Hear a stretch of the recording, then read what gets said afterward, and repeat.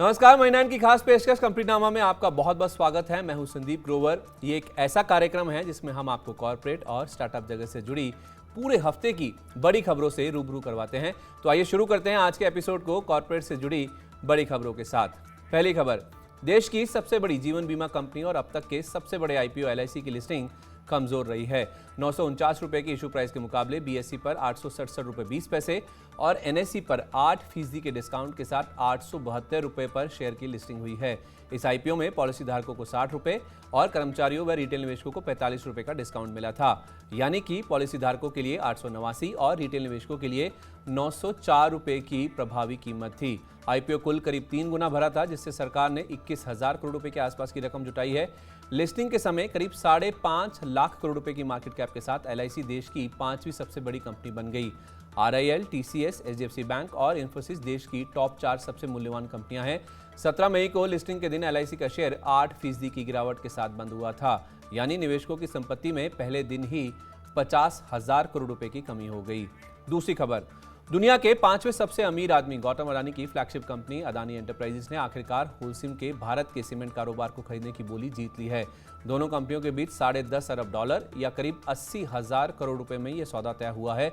अडानी समूह के इतिहास में ये अब तक का सबसे बड़ा अधिग्रहण है। डील के तहत अडानी एंटरप्राइजेस को अंबुजा सीमेंट का करीब 63% हिस्सा मिलेगा। साथ ही अंबुजा सीमेंट की एसीसी में करीब 54.5% हिस्सेदारी का मालिकाना अधिकार भी मिल जाएगा। चूंकि अंबुजा सीमेंट और एसीसी लिस्टेड कंपनियां हैं और 25% से ज्यादा हिस्सा बिक रहा है, तो सेबी नियमों के मुताबिक दोनों कंपनियों के लिए 26% हिस्से के लिए ओपन ऑफर भी आएगा। अंबुजा सीमेंट के लिए 385 रुपए और एसीसी के लिए 2300 रुपए के भाव पर यह ओपन ऑफर आएगा। डील पूरी होने के बाद अंबुजा सीमेंट और एसीसी की करीब 66 मिलियन टन पर एनम क्षमता के साथ अडानी एंटरप्राइजेस देश की दूसरी सबसे बड़ी सीमेंट उत्पादक कंपनी बन जाएगी। 16 मई को खबर आने के बाद अंबुजा सीमेंट और एसीसी के शेयरों में 2.25 से 3.25% तक की मजबूती देखने को मिली थी। तीसरी खबर की ओर बढ़ते हैं। देश के दिग्गज बिजनेसमैन गौतम अडानी ने हेल्थ केयर सेक्टर में एंट्री ले ली है। इसके लिए बाकायदा उन्होंने कंपनी भी बना ली है। अडानी ग्रुप की पेरेंट कंपनी अडानी एंटरप्राइजेस की ओर से स्टॉक एक्सचेंजों को दी गई जानकारी में बताया गया कि उसकी subsidiary Adani health ventures limited यानी AHVL हेल्थ केयर से संबंधित कारोबार करेगी। इसमें मेडिकल और डायग्नोस्टिक सेवाएं भी शामिल होगी। साथ ही AHVL हेल्थ केयर से जुड़ी गतिविधियां, हेल्थ टेक से जुड़ी सुविधाएं, रिसर्च सेंटर सहित अन्य स्वास्थ्य संबंधित कारोबार का संचालन भी करेगी।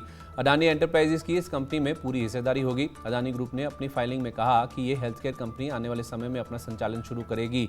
हालांकि कंपनी की ओर से कारोबार शुरू करने के समय के बारे में नहीं बताया गया है। बीते 5 दिन में अडानी एंटरप्राइजेस के शेयर में 0.5% की मजबूती देखने को मिली है। चौथी खबर, देश की सबसे बड़ी auto company Maruti Suzuki India Haryana के सोनीपत में नया मैन्युफैक्चरिंग प्लांट लगाने जा रही है। पहले चरण में कंपनी इस प्लांट पर 11,000 करोड़ रुपए का निवेश करेगी। नया प्लांट सोनीपत जिले के IMT खरखोडा में 800 एकड़ जमीन पर लगाया जा रहा है। कंपनी का ऐसा दावा है कि नए प्लांट का पहला चरण 2025 तक पूरा हो जाएगा। इसकी सालाना उत्पादन क्षमता 2.5 लाख यूनिट की होगी। हालांकि नए प्लांट के उत्पादन से जुड़ी प्रशासनिक मंजूरियां ली जानी अभी बाकी हैं। फिलहाल मारुति सुजुकी के हरियाणा और गुजरात में कुल 5 प्लांट हैं, जिनकी कुल सालाना क्षमता करीब 22.5 लाख यूनिट है। 16 मई को मारुति सुजुकी का शेयर करीब 2.25% चढ़कर बंद हुआ था। पांचवी खबर की ओर बढ़ते हैं। देश की सबसे बड़ी रिटेलर रिलायंस दर्जनों छोटे किराना और नॉन फूड ब्रांड के अधिग्रहण की तैयारी कर रही है। रिलायंस ने यूनिलीवर जैसी विदेशी कंपनियों को चुनौती देने के लिए $6.5 अरब यानी करीब 50,000 करोड़ रुपए के कंज्यूमर गुड्स बिजनेस का लक्ष्य बनाया है। जानकारों की माने तो रिलायंस अगले 6 महीने में 50 से 60 किराना, घरेलू और पर्सनल केयर ब्रांड का एक पोर्टफोलियो बनाने की योजना बना रही है। इसके लिए वह डिस्ट्रीब्यूटर्स की एक फौज बना रही है, जिनकी मदद से देश भर की बड़ी रिटेल दुकानों तक पहुंच बना सके। रिलायंस की 30 बड़े और मशहूर लोकल ब्रांड्स के साथ बातचीत भी अंतिम चरण में है। रिलायंस इन सभी ब्रांड का पूरा अधिग्रहण करेगी या जॉइंट वेंचर बनाएगी, ये स्पष्ट नहीं है। कई सालों से इंडियन मार्केट में पैठ बनाए हुए नेस्ले, यूनिलीवर, पेप्सिको इंक और कोका कोला को रिलायंस चुनौती देने की तैयारी में है। रिलायंस ने इन्हें चुनौती देने के लिए ही भारतीय बाजार में फ्यूचर ग्रुप के अधिग्रहण का सौदा किया था। 16 मई को रिलायंस इंडस्ट्रीज का शेयर सारी बढ़त गंवाकर सपाट बंद हुआ था। छठी खबर, ब्लूमबर्ग की एक रिपोर्ट के मुताबिक टाटा समूह की company Tata consumer products limited 5 consumer brand को खरीदने की तैयारी कर रही है। कंपनी इसके जरिए कंज्यूमर गुड्स सेक्टर में अपनी स्थिति को मजबूत करना चाहती है। कंपनी अभी टेटली चाय और 8 o'clock कॉफी बेचती है और अब कई कंपनियों के साथ गंभीरता से जुड़ने पर विचार कर रही है। हालांकि अभी इस बात की जानकारी नहीं दी गई है कि ऐसे कौन से कंज्यूमर ब्रांड हैं जिन्हें खरीदने की तैयारी चल रही है।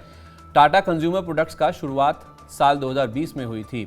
इसने बोतलबंद पानी की कंपनी नरिश कंपनी बेवरेजेस और अनाज ब्रांड सोलफुल जैसी कंपनियों में हिस्सेदारी खरीदकर अपने पोर्टफोलियो का विस्तार किया है। टाटा कंज्यूमर प्रोडक्ट्स के इस कदम से समूह को रिलायंस रिटेल और यूनिलीवर के साथ कड़े कंपटीशन का सामना करना पड़ सकता है। टाटा कंज्यूमर का शेयर बीते 5 दिन में करीब 4% गिर चुका है। 7वीं खबर की ओर बढ़ते हैं। सरकार ने इस हफ्ते बीपीसीएल के विनिवेश को रद्द करने की औपचारिक घोषणा कर दी है।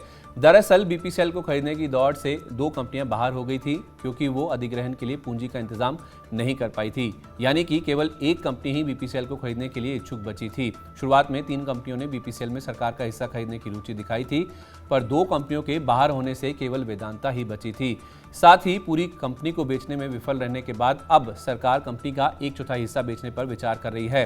करीब 53% हिस्से की तुलना में सरकार अब बीपीसीएल का 20 से 25% हिस्सा बेचने की योजना बना रही है। 18 मई को बीपीसीएल के शेयर में 3% से ज्यादा की गिरावट देखने को मिली थी।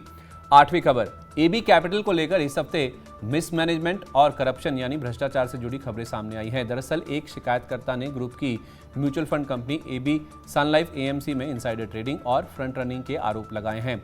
शिकायतकर्ता ने बोर्ड को चिट्ठी लिखकर आदित्य बिरला म्यूचुअल फंड के सीईओ ए बालासुब्रमण्यन और सीआईओ महेश पाटिल के खिलाफ जांच शुरू करने की बात कही थी।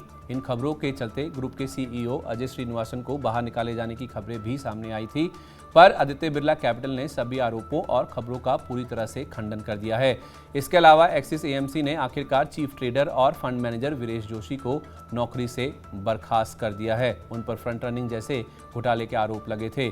16 मई को आदित्य बिरला सनलाइफ एएमसी का शेयर करीब 7.5% और पेरेंट कंपनी एबी कैपिटल का शेयर 4.25% गिरकर बंद हुआ था। अगली खबर, टाटा ग्रुप ने इस हफ्ते ऑनलाइन फार्मेसी बाजार से जुड़ी एक बहुत बड़ी घोषणा की है। टाटा की ऑनलाइन फार्मेसी कंपनी 1mg ने किफायती दरों पर मेडिकल टेस्ट मुहैया कराने का ऐलान किया है। आमतौर पर जिन टेस्ट की कीमत बाजार में 500 से 600 रुपये होती है, 1mg उन्हें 100 रुपये में उपलब्ध करा रही है। टाटा एमजी ने बेंगलुरु में इसे एक पायलट प्रोजेक्ट के तौर पर शुरू किया है। कंपनी का उद्देश्य ऑनलाइन फार्मेसी बाजार में बड़ी हिस्सेदारी हासिल करने का है। 1mg की इस किफायती पेशकश के बीच 17 और 18 मई को डॉक्टर लाल मेट्रोपोलिस के शेयरों में जमकर बिकवाली देखने को मिली। 10वीं खबर, फिनटेक पेटीएम की पेरेंट कंपनी 197 कम्युनिकेशन ने रहेजा QBE जनरल इंश्योरेंस को खरीदने का सौदा रद्द कर दिया है। पेटीएम इंश्योरटेक और उसकी सहयोगी कंपनी ने रहेजा QBE जनरल इंश्योरेंस का 100% हिस्सा खरीदने के लिए 2 साल पहले एक शेयर खरीद समझौता किया था। साथ ही पेटीएम ने कहा कि वह नए आवेदन के जरिए नए जनरल बीमा लाइसेंस के लिए मंजूरी मांगेगी, जिसका उद्देश्य 74% अपफ्रंट इक्विटी हिस्सेदारी के साथ मेजर शेयर होल्डिंग हासिल करना है। इसके अलावा चीन के दिग्गज उद्योगपति जैक मा की अगुवाई वाले अलीबाबा और एंड फाइनेंशियल ने पेटीएम ई कॉमर्स में अपनी पूरी हिस्सेदारी बेच दी है। Paytm e commerce Paytm mall की पेरेंट कंपनी है। पेटीएम ई कॉमर्स ने ही अलीबाबा और एंड फाइनेंशियल की करीब 43% हिस्सेदारी को 42 करोड़ रुपए में खरीद लिया है। गौरतलब है कि पेटीएम मॉल में 5 साल पहले जैक मा ने करीब $10 करोड़ का निवेश किया था। 16 मई को पेटीएम का शेयर 8% से ज्यादा चढ़कर बंद हुआ था। 11वीं खबर, जेट एयरवेज दोबारा कमर्शियल फ्लाइट्स लॉन्च करने के एक कदम और करीब पहुंच गई है। नए प्रमोटर जलान कैलरॉक कंसोर्टियम ने नेतृत्व में कंपनी ने 17 मई को प्रोविंग फ्लाइट्स के आखिरी चरण का सफलतापूर्ण संचालन किया है। प्रोविंग फ्लाइट्स का संचालन DGCA से एयर ऑपरेटर्स सर्टिफिकेट यानी AOC हासिल करने के लिए बेहद अहम है। पिछले एपिसोड में हमने आपको बताया था कि जुलाई से सितंबर के दौरान उड़ानें शुरू करने की मंशा रखने वाली जेट एयरवेज को गृह मंत्रालय से सिक्योरिटी क्लियरेंस मिल गया है। माना जा रहा है कि इस हफ्ते के अंत तक कंपनी को AOC मिल जाएगा। इसके अलावा 18 मई को खबर आने के बाद कमजोर बाजार में भी जेट एयरवेज के शेयर में 5% के ऊपरी सर्किट पर क्लोजिंग हुई थी। साथ ही आकाशा एयर ने घोषणा की है कि एयरलाइन का कोड QP होगा। एयरलाइन के कमर्शियल ऑपरेशंस जुलाई में शुरू हो सकते हैं।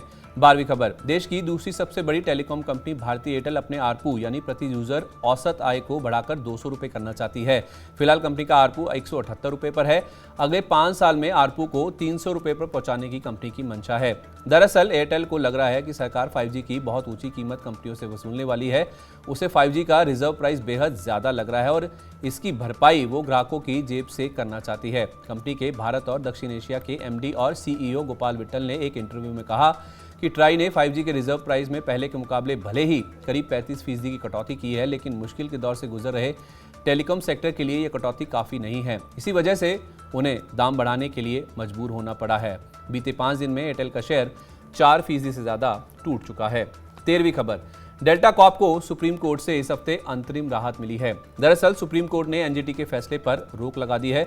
2 हफ्ते पहले हमने आपको बताया था कि नेशनल ग्रीन ट्राइब्यूनल यानी एनजीटी ने डेल्टा कॉर्प के डेल्टिन कैरेवाला के कामकाज पर रोक लगा दी है। गोवा की मंडोवी नदी पर स्थित इस ऑफशोर कैसीनो के कामकाज पर कोस्टल रेगुलेटरी जोन यानी सीआरजेड मंजूरी ना होने के चलते रोक लगा दी गई थी। डेल्टिन कैरेवाला कंपनी के 4 ऑफशोर कैसीनो में से एक है, जिससे डेल्टा कॉर्प की वित्त वर्ष 2022 की कुल आय में करीब 5% का योगदान था। 16 मई को डेल्टा कॉर्प का शेयर 3% से ज्यादा चढ़कर बंद हुआ था। अगली खबर, देश की दिग्गज रियल एस्टेट कंपनी सुपरटेक ने कर्जदाता यूनियन बैंक के साथ बकाया भुगतान के विवाद का निपटारा करने के लिए national company law appellate tribunal यानी एनसीएलएटी को एक समझौता प्रस्ताव सौंपा है। कंपनी के पूर्व प्रबंधन ने सुप्रीम कोर्ट में ये जानकारी दी है। जनवरी 2021 तक सुपरटेक के ऊपर 432 करोड़ रुपए का बकाया है और इसे चुकाने के लिए सुपरटेक के प्रस्तावों को यूनियन बैंक ऑफ इंडिया 4 बार ठुकरा चुका है। कोई अपफ्रंट अमाउंट ना होने और 24 महीने की अवधि में भुगतान के कारण सुपरटेक के प्रस्ताव को ठुकरा दिया गया था। अगली खबर, एलआईसी के मालिकाना अधिकार वाले आईडीबीआई बैंक ने एसेट रिस्ट्रक्चरिंग कंपनी एआरसीआईएल में अपनी पूरी हिस्सेदारी बेच दी है। कंपनी में आईडीबीआई बैंक की करीब 19% हिस्सेदारी थी। ये हिस्सेदारी एवेन्यू इंडिया को बेची गई है। बैंक की तरफ से बुधवार को दी गई जानकारी के मुताबिक 6.25 करोड़ से ज्यादा शेयर बेचे गए हैं, पर इस डील की वैल्यू को लेकर कोई जानकारी साझा नहीं की गई है। 18 मई को आईडीबीआई बैंक का शेयर सपाट बंद हुआ था। 16वीं खबर, आईटी कंपनी इन्फोसिस को उसके विवादास्पद एम्प्लॉय कॉन्ट्रैक्ट के लिए लेबर मिनिस्ट्री ने दूसरा नोटिस जारी कर दिया है और 17 मई को कंपनी के अधिकारियों को मंत्रालय में पेश होने के लिए कहा गया था।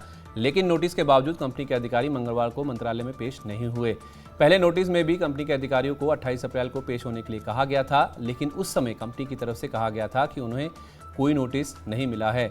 इन्फोसिस के विवादास्पद एम्प्लॉय कॉन्ट्रैक्ट के विरोध में आईटी इंडस्ट्री के कर्मचारियों के संगठन एनआईटीईएस ने शिकायत की थी। कंपनी के एम्प्लॉय कॉन्ट्रैक्ट के मुताबिक उसके यहां से नौकरी छोड़ने के बाद कर्मचारी इन्फोसिस की कंपटीटर कंपनी में अगले 6 महीने के दौरान नौकरी नहीं करने के लिए वैध हैं।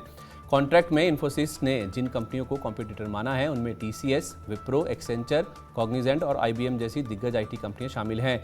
19 मई को इन्फोसिस का शेयर करीब 6% गिरकर बंद हुआ था। 17वीं खबर, रुचि सोया का नाम अब बदल जाएगा। रुचि सोया इंडस्ट्रीज लिमिटेड को अब पतंजलि फूड्स लिमिटेड के नाम से जाना जाएगा।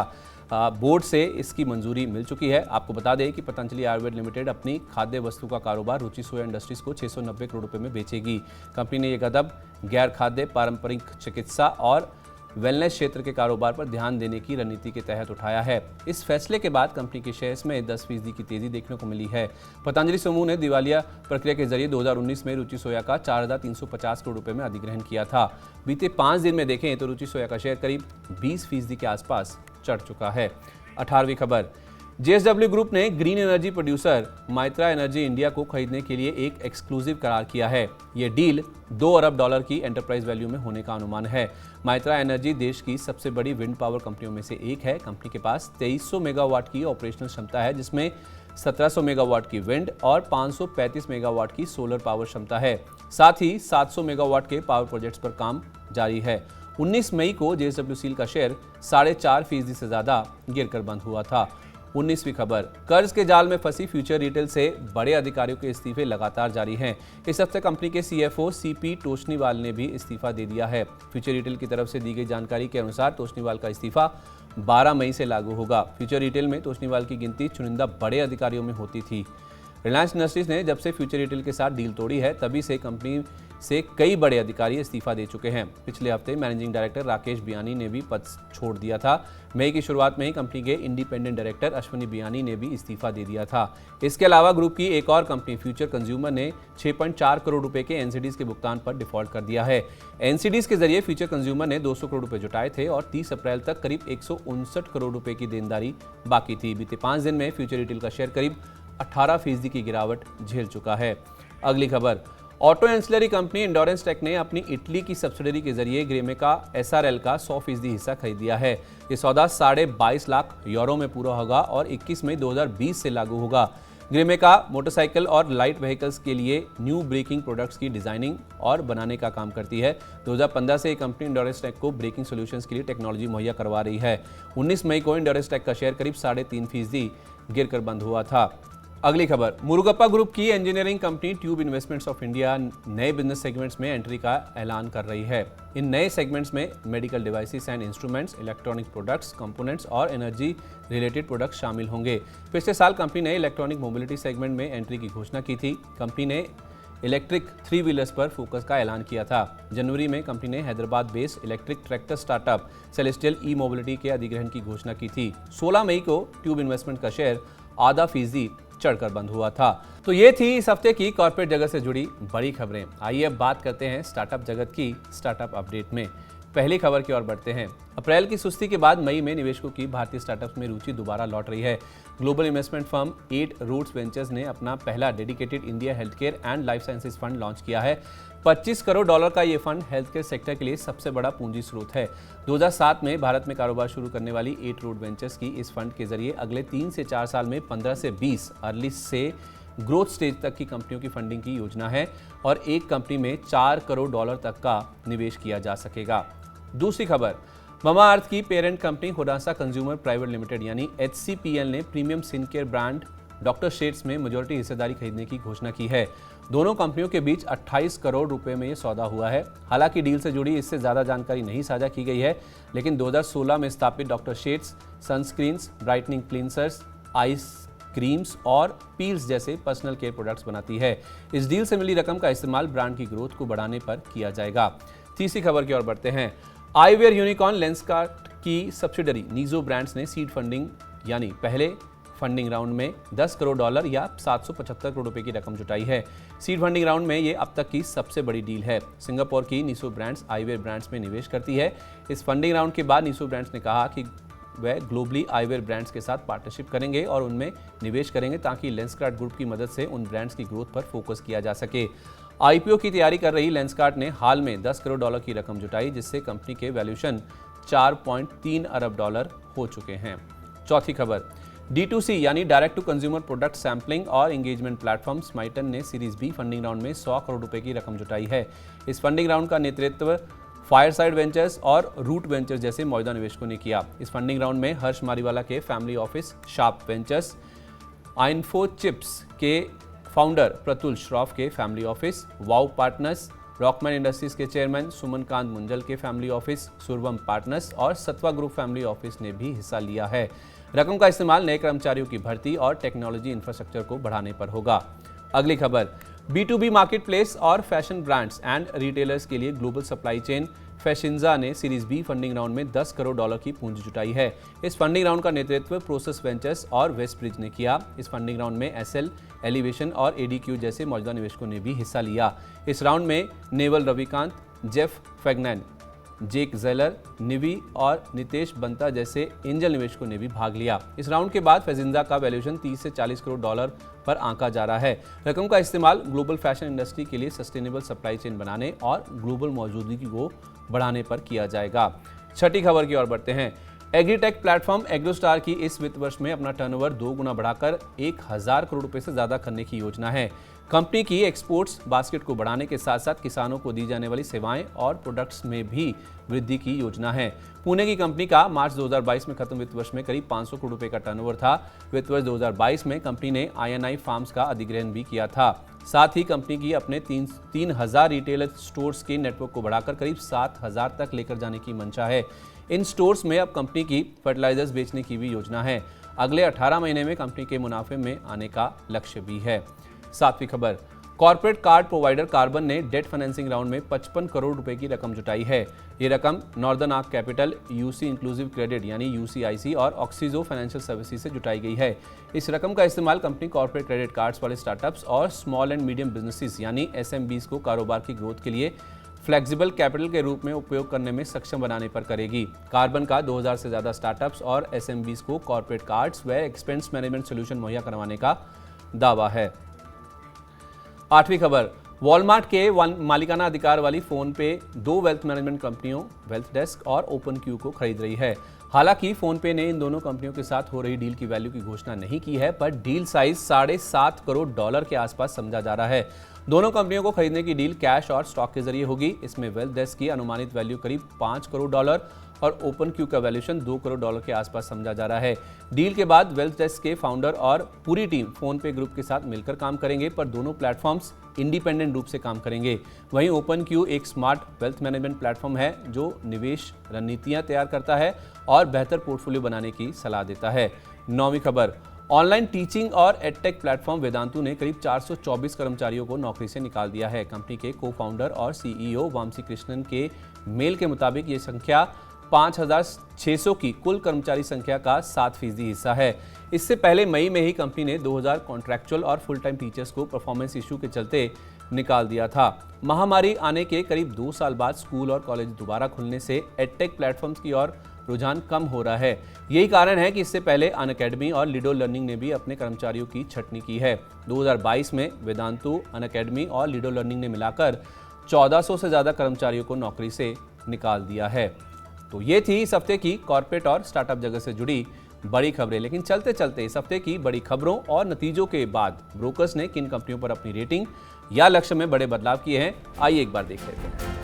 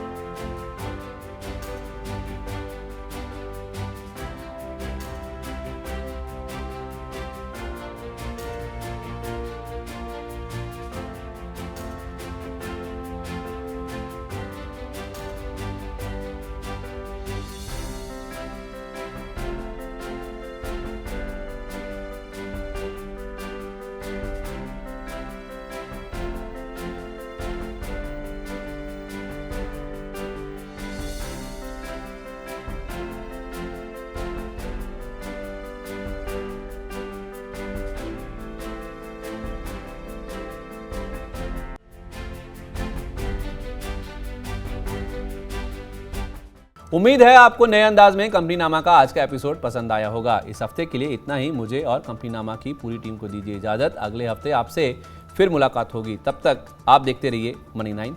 नमस्कार।